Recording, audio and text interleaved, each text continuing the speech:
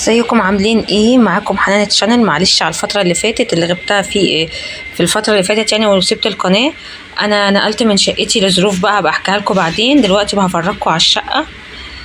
معلش بتكلم بسرعة عشان الفيديو قصير. هبدأ معاكم تنظيف الشقة دي، انا مش عايزة تاخدوا انطباع وحش. هنجدد كل حاجة مع بعض، وهمشي معاكم خطوة خطوة، وهنشوف هنغير الشقة دي. انا هخليكم فاكرين شكلها.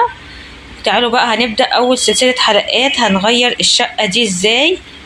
جزء جزء هنمشي مع بعضينا، وهمشي معاكم واحده واحده. ولو حابين برضو اكتبوا لي اقول لكم التكاليف يعني كل حاجه بالاسعار، انا ممكن انزلها لكم. انتظروني بقى، وهنمشي جزء جزء مع بعض، وهنشوف نحول الشقه دي من المنظر اللي انتوا شايفينه ده للمنظر اللي في الاخر ان شاء الله هتشوفوه يبقى عامل ازاي. اتمنى ان انتوا تشتركوا في القناه وتفعلوا الجرس عشان يوصل لكم كل الفيديوهات الجديده اللي هنزلها.